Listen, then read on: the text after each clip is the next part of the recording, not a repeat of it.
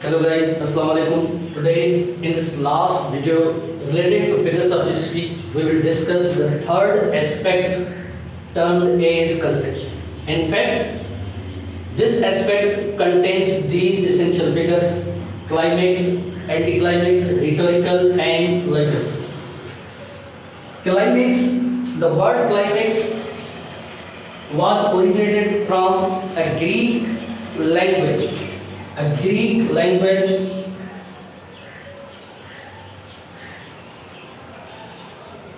Climax. The word climax means growth or ladder. The word climax means growth or ladder. In this figure, when a series of different ideas related to different nature, related to different function, when a series of different ideas are arranged in a logical, in an ascending order, that should be referred as climax. In this figure, we have to arrange all the different ideas according to their rank, according to their logic, according to their growth, according to their climax in a statement, in a sentence. For suppose if we say, he smiles, he laughs, and he roars.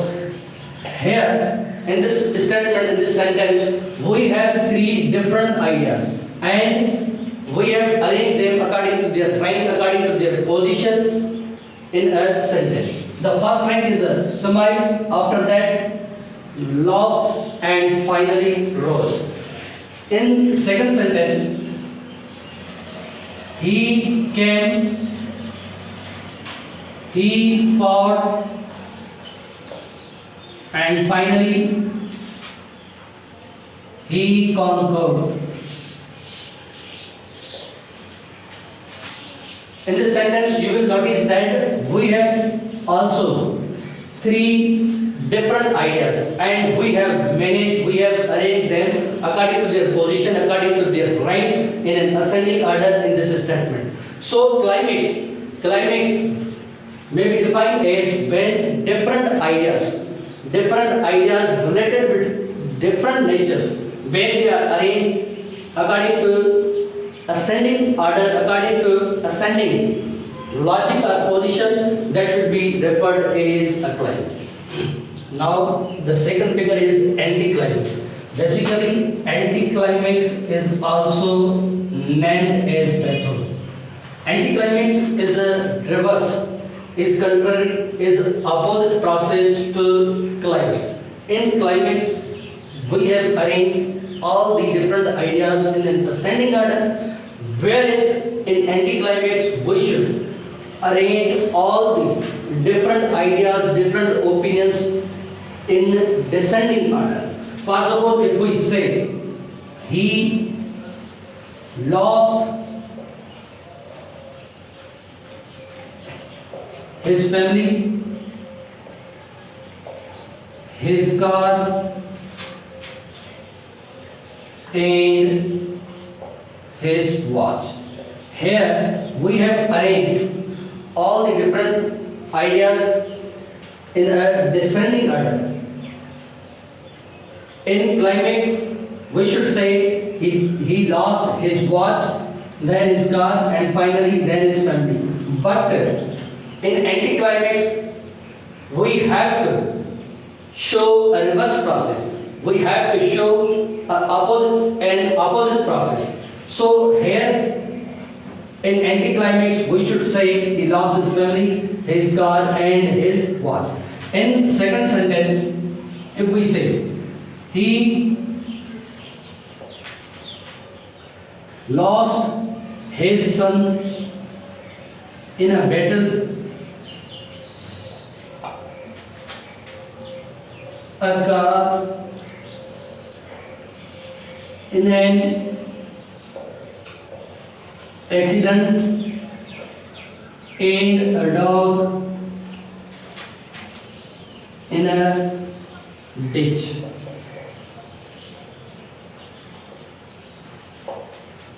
So in both sentences, you will notice that we have arranged all the different ideas according to descending order, according to descending position, according to their rank and position what they do in a sentence, in a statement.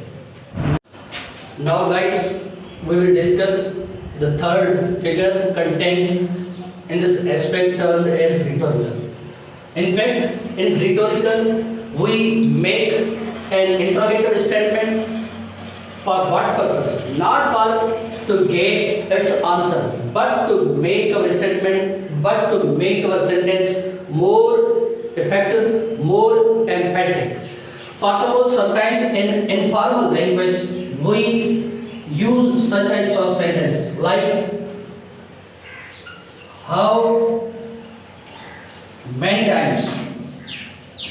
how many times have I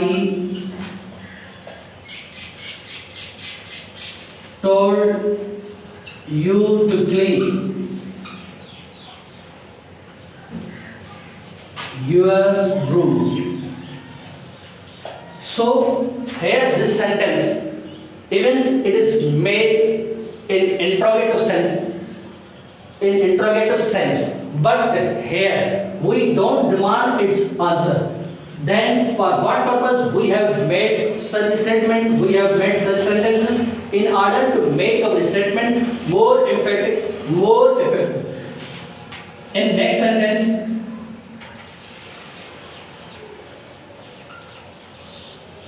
are you mad?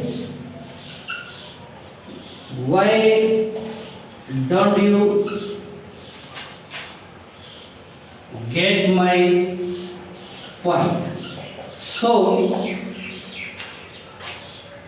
like this sentence is also made interrogative. But here, in this sentence, we don't demand, we don't require its answer because it is made in informal way. So, such types of sentence which are made informally, such types of sentence are always made to make our statement more emphatic, more effective. Now guys, we will discuss the last figure contained in this aspect termed as litosis.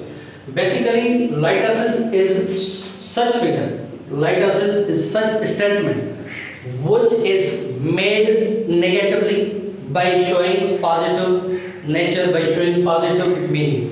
Means a statement that reveals a negative expression with positive meaning. For suppose if we say he is a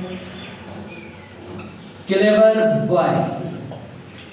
Now by applying this technique of litosis, we should say he is not a dull boy.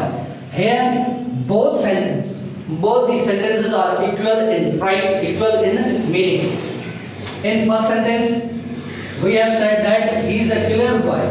But in the next sentence, by making it a negative, we have also shown, we have also revealed a meaning that is equal to this one. In next sentence, if we say he is a brave man, this is positively made, but it should be negatively made by getting a positive, by getting a same. How?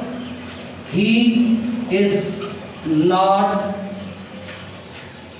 a timid man. So here we have exemplified this figure. So here, according to these examples, we have shown that litosis may be defined as when a statement that reveals negative expression with positive meaning. Here we have determined that he is not a dull boy. Means here we express that he is not a dull boy. Means here we have determined that he is a killer. Hello guys, in this fourth aspect, term and association, we will discuss these figures: metonymy, synecdoche, and pun. Basically, the word metonymy. Meto means change and nomy means name. In this figure, we have to change the names.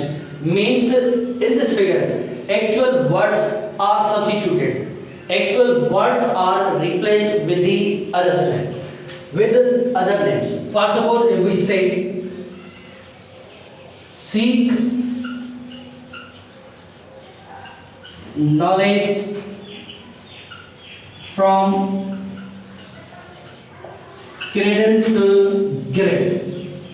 Here in this statement, in this sentence, we have substituted two words, cradle and grave. How should it be possible that one can achieve, one can seek knowledge in cradle or in grave? It is impossible that one should seek knowledge in cradle as well as in grave. But here, these words reveal another meaning.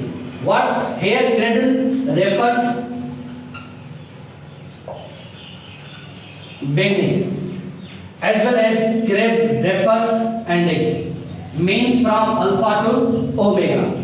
So this in this statement, these two words are substituted with them, beginning as well as ending. Sometimes if we say in the next sentence, the pen is mightier than sword.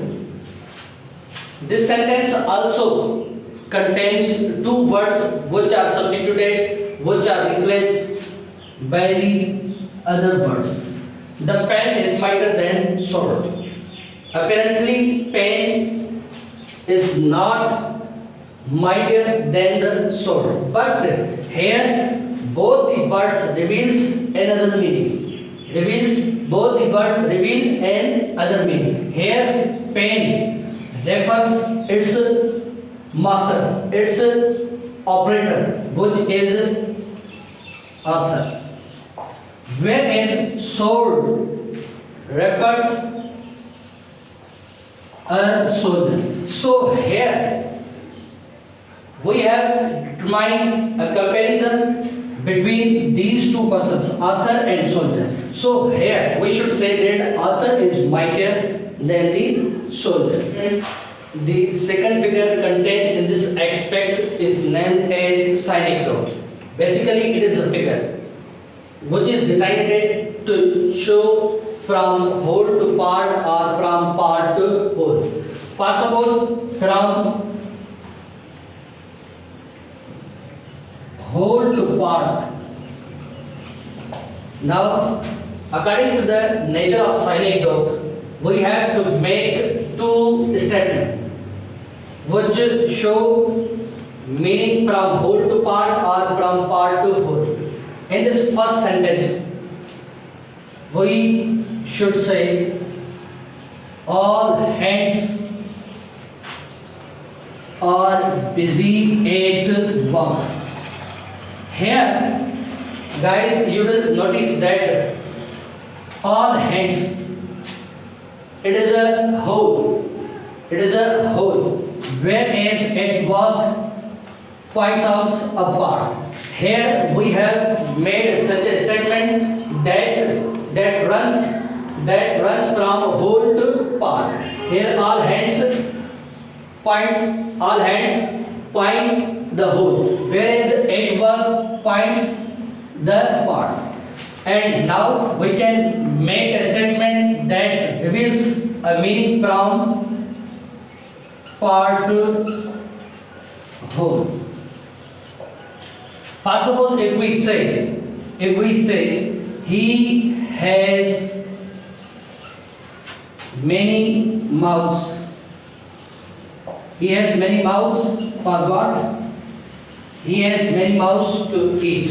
Here he determines a pot, whereas many vowels determine what to hold. So such statements which are made for what purpose? To reveal the two natures, from whole to part as well as from part to whole. The last figure contained in this aspect is named as a pun. Basically, pun means play on words. It is a statement, it is a figure in which such words are used to reveal double meaning, to reveal different meaning. First of all, if we say, if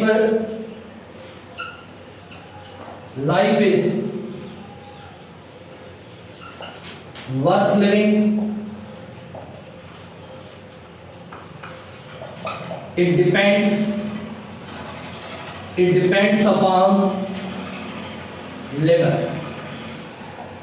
It depends upon liver. Here in this sentence we have a word that reveals, that reflects a double meaning. Here, according to the sentence, this word reveals a double meaning. How? If life is worth living, it depends upon the liver. Basically, liver is a part of the human body, organ of the human body, as well as liver is that person who is to be recommended as a residency. So here, liver in both the sentence fulfills the meaning of a sentence. In the second sentence, I used to be